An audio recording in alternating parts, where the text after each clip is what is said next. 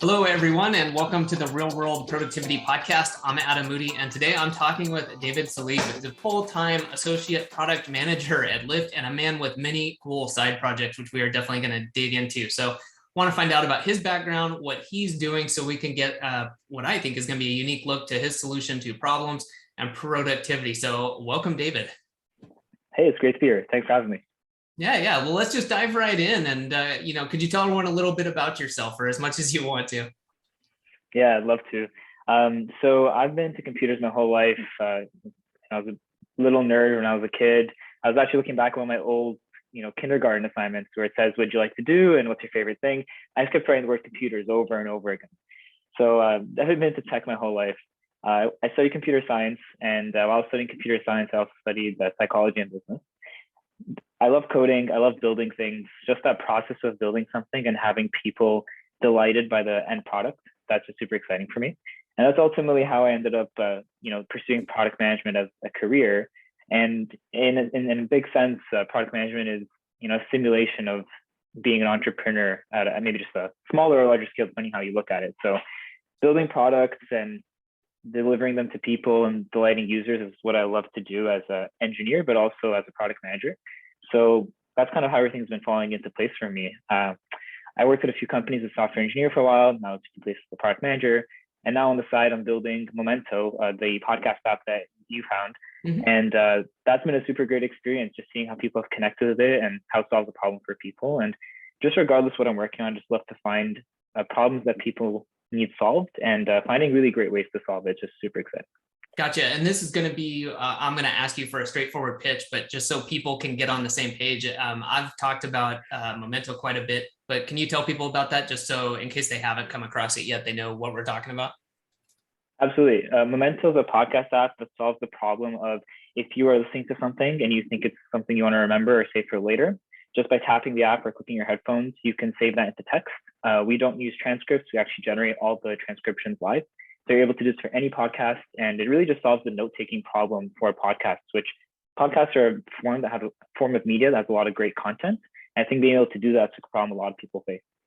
Definitely. Yeah. For anyone listening, go to YouTube and check out my videos on Momento, because I've definitely got some notes there about that and integration with some other tools. And 100% agree with David about, it's been a pain point for people. There's all these apps for taking notes, for moving text around, but audio, especially where maybe we're walking or in a car, it's been really hard. And I find myself listening to podcasts all the time. And then, oh yeah, there's these 3 great nuggets and then out of my brain because I'm doing something else. So great product, really like it.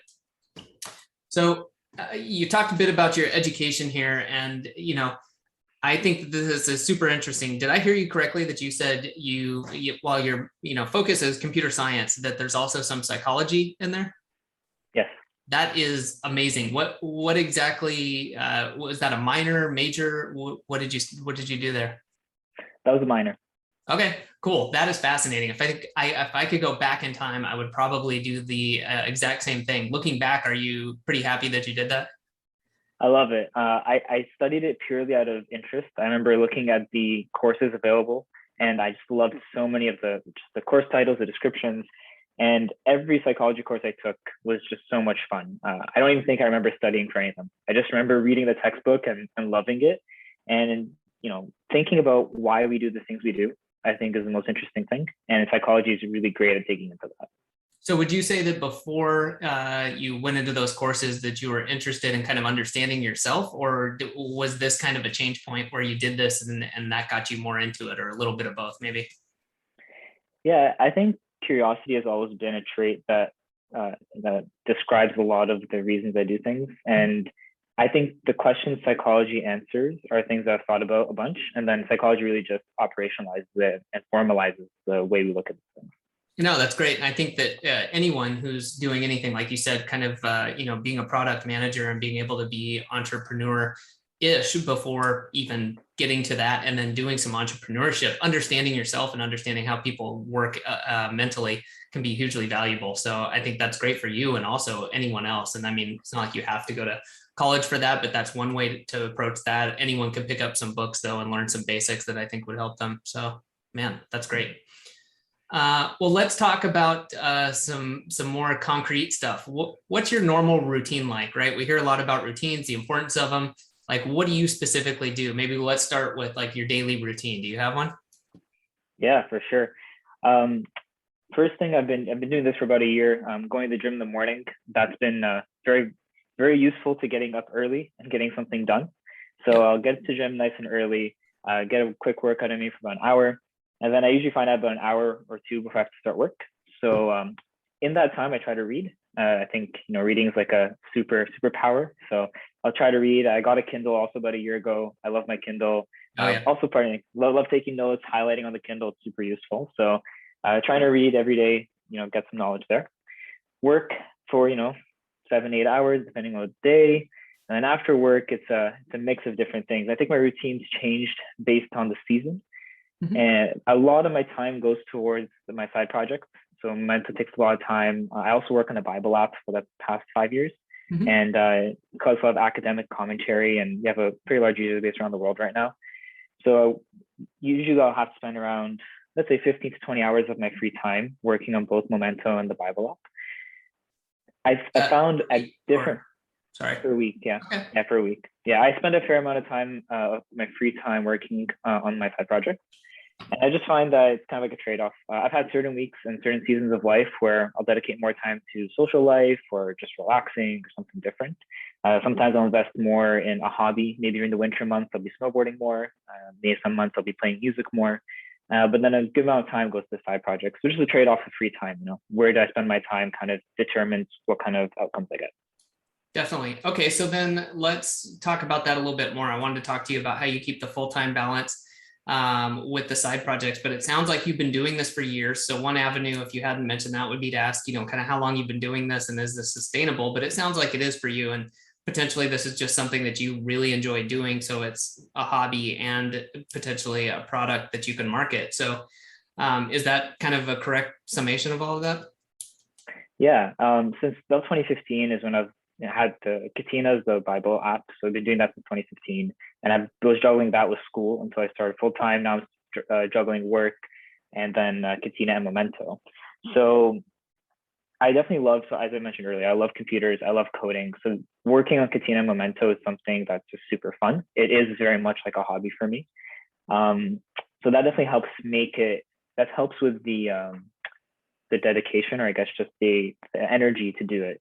Loving it Yeah. makes a big difference. Because this is But long term, right? So it's not like just a burst of like, hey, I made an app and there it is. It's like this is long term. So exactly, yeah. I mean, for me, building something for a week or for a month is fun, but I really care about scaling something and making an impact. So that's fun, and that makes it a hobby, which gives me kind of the energy to do it. But at the same time, it is easy to burn out. Having to think about how to build a product at work and having to think about after work, it's not. It's definitely just not a walk in the park. yeah. So I've found that over time, I've had to adapt, find different ways to break up my day. Going for walks, I find is great. Having at least 1 or 2 days of the week where I don't do work after work and not worrying about that. I think there's a time in my life where not doing work on my side projects felt like I wasn't like lifting my responsibilities. Yeah. Then realizing that those breaks are super important to actually being able to maintain that kind of routine. So that's kind of been a few of the challenges over the time. Yeah, I think that's really important. You've mentioned a few important things I want to point out to people. So, like, let's start with what David just mentioned, kind of having those breaks in there. And it's something I took from Sebastian Marshall. Fire breaks is the idea behind that, and just putting in, say, and I don't know if you did this deliberately. I do, where I'll have an afternoon where I don't have anything planned. And today I had a small one, but I still got out. And right before we were recording this podcast, I went out and got coffee, even though it was just an hour, just to get myself out and to have that time. And I didn't actually feel that much like doing it. I was like, maybe I'll just stay home, but just saying, nope, like keep it going, get out. You never know. I sat down and did my reading and kind of enjoyed it. And by the end, I was like, oh, of course I'm happy I went out and did this. And just having that time set aside too, mentally, to let you unwind and feel like, hey, this is okay, I think is super important, because people get in that rut of got to keep going, got to keep going, got to keep going. The other part I wanted to touch on that you mentioned is consistency. You kind of talking around consistency, and I think that that is hugely important. And you've obviously been able to do that, because I think with productivity, time management, a lot of people have good intentions. Everyone knows that a daily routine is helpful. Everyone knows what the right thing to do is, but a lot of people have problems sticking to that on a regular basis. So what is it that you feel enables you to be consistent? If you're sticking with these apps for years at a time, you know, you've touched on giving yourself time off, and all these and other ways. Is there anything that you feel also helps you be consistent in your day-to-day life? Yeah, I think two things come to mind. One thing that definitely helps overall is if you love what you're doing and you really get energized by it, it'll be much easier to be consistent. If you don't like something that you're doing and kind of ask yourself why that is the case, I think it's important, because if there's a lack of interest, lack of energy, it's probably a reason for that. So try and ask yourself why that reason is. Is it that the task is challenging? Is it that you don't feel like there's fruits for the labor? I think when I ask myself those questions in times where I don't have the energy, I'm able to separate my kind of emotions or my feelings about getting to work from the actual problem at hand. So that's definitely very helpful. Like really realizing why I want to do something, why I don't want to do something, and optimizing based on that. I think another part that helps with kind of the commitment over the long term is there's going to be times where we don't want to do something, but those are the times where we need to push and actually do it, because it's not always the case that because we don't feel like doing it, that we don't truly want to do it, or it's always not the case that we'll always want to do what we need to do. So I find that committing to those hard times and just having a determination to say, I'm going to do this anyways. I'm going to sit down. I'm going to go get a cup of water, just start tackling this task. That kind of gets you to jump over maybe the little gaps on the road. You know, think like a little Mario game. Sometimes you got to jump over something and just keep going. Yeah. I think that determination in those rough patches, like there's only maybe one way to do it. So like push through it and then it'll get better after. Yeah, I think that's a good one. And since we're audio only, this one, I'll have to maybe add a drawing, or I think I wrote about this at one point, so I'll include a link, but I know David will understand this. So a sine wave, I always think about like a sine wave with this. And what we want to do is just chop off the bottom part of the sine wave, right? We don't want to drop down really far. We want to avoid those troughs of kind of low activity or falling down. And it's not always about just rising higher, just saying, hey, everyone has downtime. So I'm not actually saying we'll never have a bad time or we'll never fall down, but we want to avoid that as much as possible. So we spend most of our time kind of, I think of it as being positive productivity, something like that. Yeah, I think that's a great way to go about that. And that, pushing yourself a little bit through that is good. While also, I think for myself, I try to maintain like I'll call it a MVP, like minimum viable product. But for myself, the product is like my daily routine.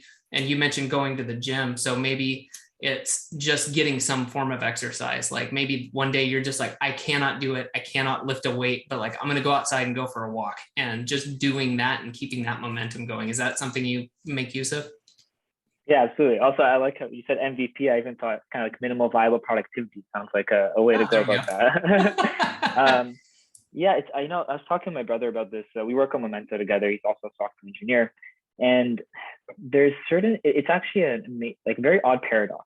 The more you do, the more you seem to have time, versus you'd expect that the more you do, the less time you have.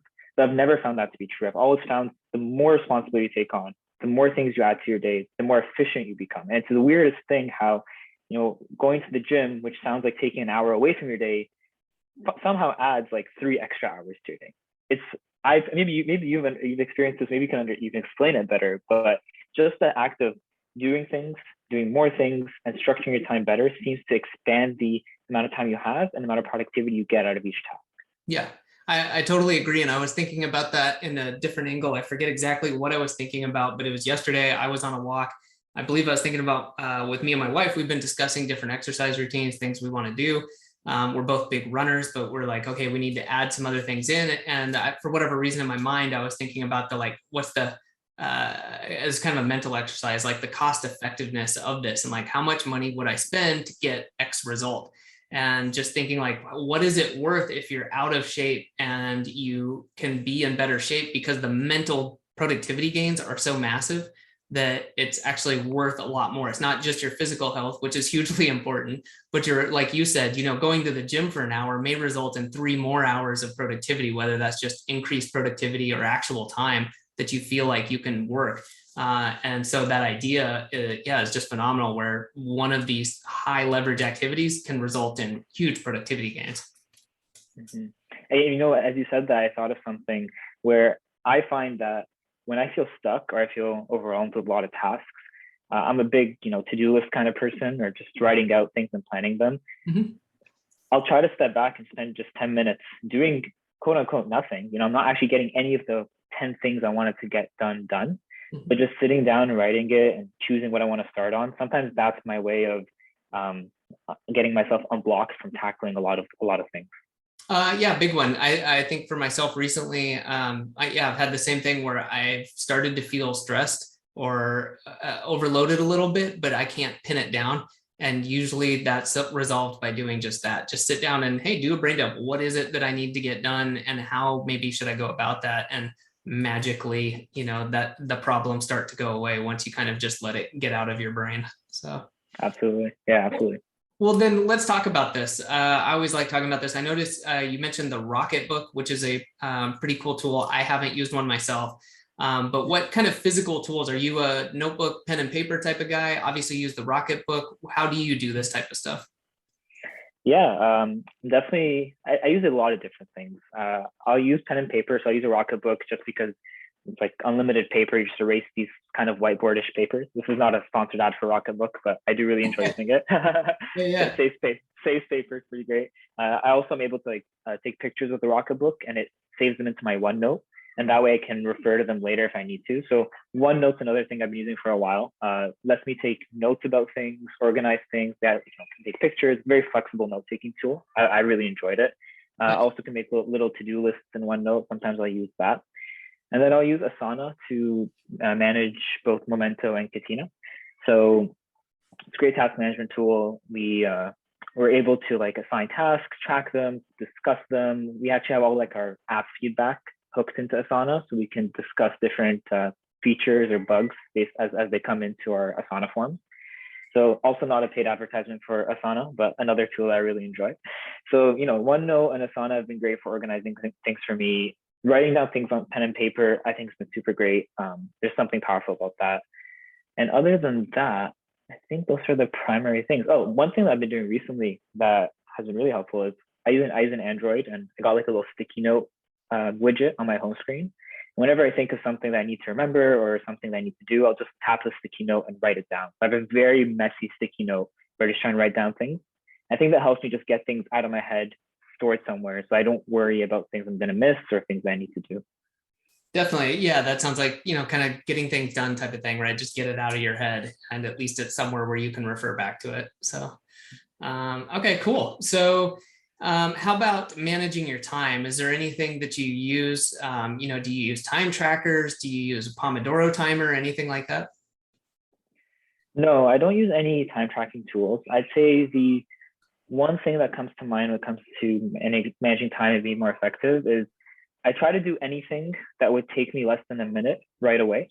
So if it's an email, a message, if I can get it done in less than a minute or less than a few minutes, I'll try and do it right away. There's another perspective where you want to focus on the big rocks and not worry about too many small rocks. So I think that that approach has its limits, but I'll generally try and get rid of a lot of small things so I'm not burdened by them, and then carve out time for the big thing. So, tomorrow evening, Momento. This weekend, work on Catena. Try to carve that time out, and then getting rid of the small tasks over time just helps me focus when I get to those big rocks. Definitely, and I agree with that. And what David's referring to, for anyone who's not familiar, is take the idea of like a glass jar or whatever, a cup. And if you wanted to fill it up and you had a pile of sand, a pile of small rocks, and a pile of big rocks, if you put the sand in first, then the small rocks, well, then you would be out of room and you wouldn't be able to fit the big rocks. But if you put the big rocks in, you mix in the small rocks, and then you pour the sand over it, everything will fit in. So kind of using that idea of it. I also agree for myself. I find that the momentum built by just getting some of that stuff off is combined and made more powerful with the mental kind of ejection of like, cool, I don't have those 5 tasks to worry about later today. I really like that, but I agree. It's a kind of a careful balance, right? You don't want to get bogged down and end up doing a bunch of medium tasks, but you also don't want to maybe tackle the big stuff and forget about the little details. Absolutely. Cool. So I'm curious about this. So how do you set goals for your side projects or maybe for software in general? So this is something I'm not familiar with. I'm not a developer. I have learned enough to probably do something mildly dangerous with Python in my life, but like that's it. So to me, this is kind of a black box. Is this something really different from what the rest of the world does with goal setting, or how does this work for you? That's a great question. Let me see how I can tackle this. I think there's like engineering prioritization. There's also, I think, product prioritization, and they differ a little bit, but they're definitely very highly connected. I think it depends. A big factor in how we prioritize work for any product comes down to the part of the life cycle of the product's app.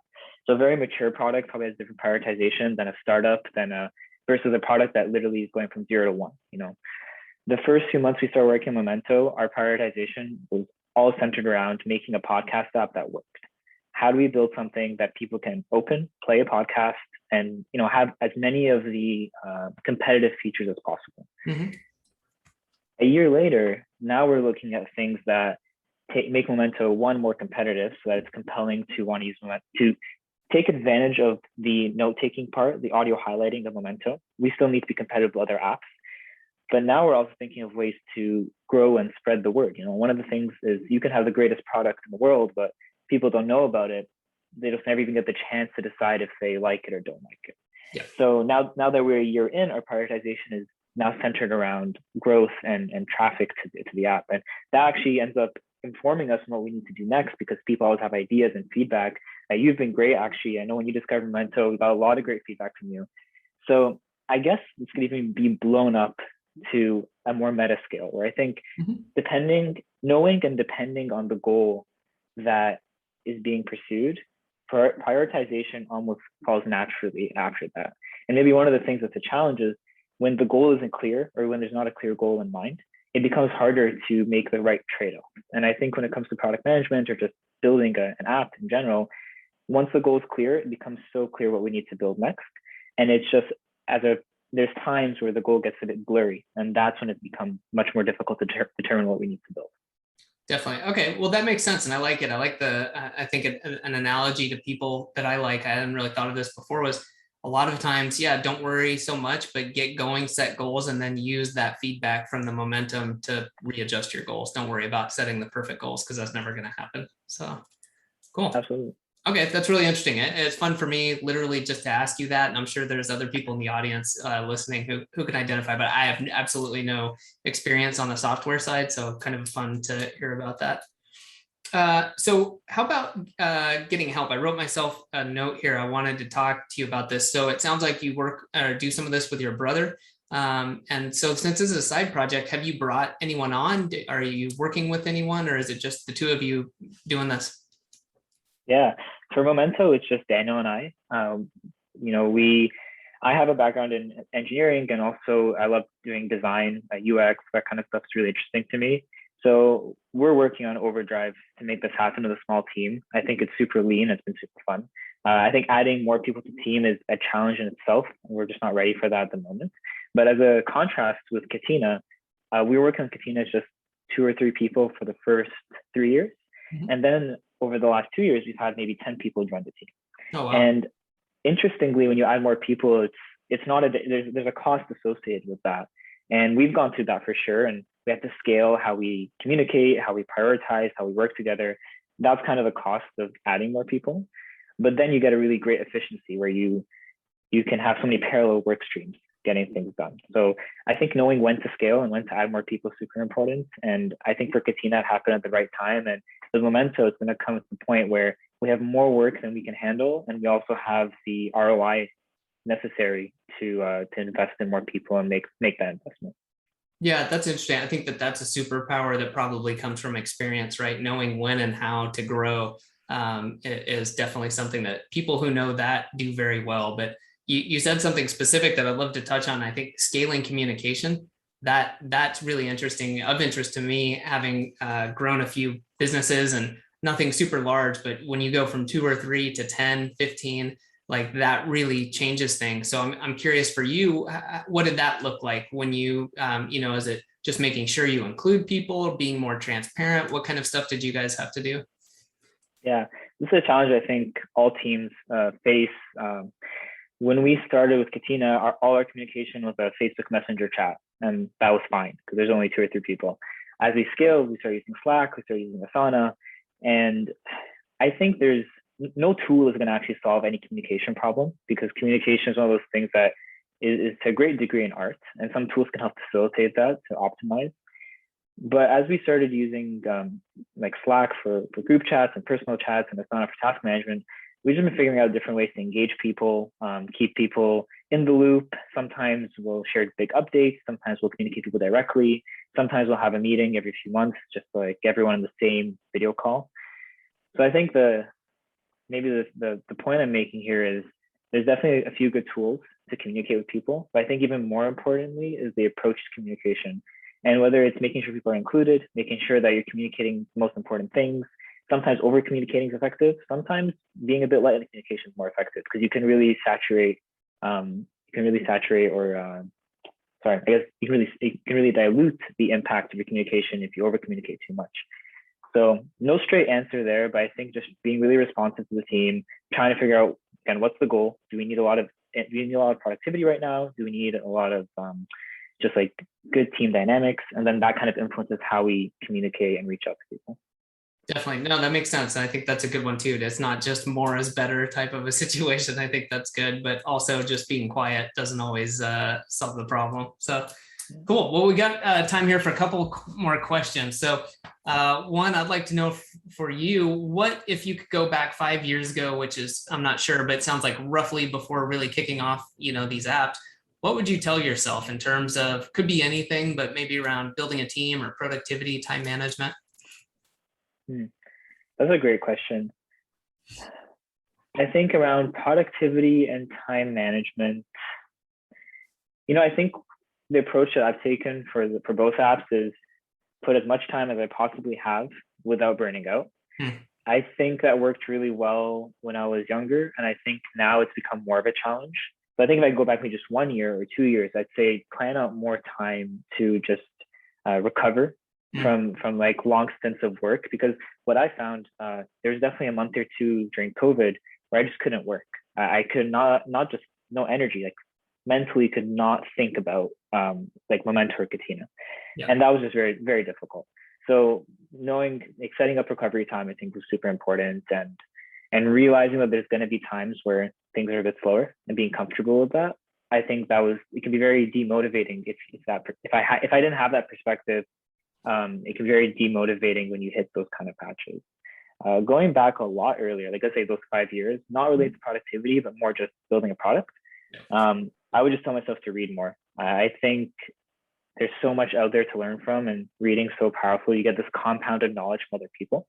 And I think we did a good job over the last 5 years with both Catena and Momento, and I'm happy with the success. But I definitely think there's a lot more that can be learned and accomplished if maybe I was more invested in some books. Great answer. So I've got to ask too one more tool question. So if you do a lot of reading, you obviously have a lot of digital notes going on. What's your go-to place to put all that stuff? Yeah, and I'm pretty simple. I'm a huge Kindle fan, and I'll use OneNote whenever I want to take a few extra notes, but Kindle's my go-to. Gotcha. Cool. All right. Well, then speaking of books, last question for you here today. What book, or it could be any piece of media, do you find yourself recommending the most to people right now? Oh, that's a great one. I'll go to podcasts. Okay. That's something that I consume a lot of. I think 2 podcasts that I find really interesting. The first podcast I ever listened to actually is called Philosophize This. A really interesting podcast. Summarizes a lot of different philosophers or angles in philosophy. Pretty quick, nice breadth, reasonably objective. So I think that's a really interesting one. Really digs into the why behind why we do things. And there's one talking about like media and the effects of media and freedom. A lot of interesting questions, and Philosophize This. And then the other one that I've been really enjoying recently is Business Wars by Wondery. Business Wars is a super interesting podcast. They look at the competition between different businesses that are closely related, like Domino's versus Pizza Hut, or let's see, even Lyft versus Uber. They have series on all of these. Hmm. And they do a really good job. They kind of combine entrepreneurship and business strategy together to give you an insight on how these businesses grew, how they competed, what they did well, what they did poorly. And I feel like you get, business is competition. You can even look at sports as another version of competition. And there's a lot of competition in the world. And what I like about Business Wars is it gives you a very detailed or a reasonably detailed view of that competition and gives you an inside look on companies that look very successful today, but shows you how they failed over time.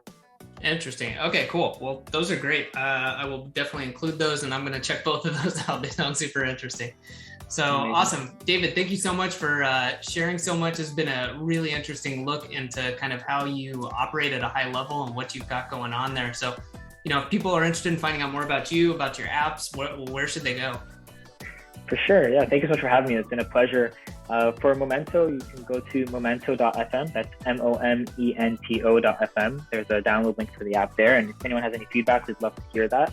And then for Catena, it's get.catenabible.com. Also download links there, and we'd love to hear your feedback.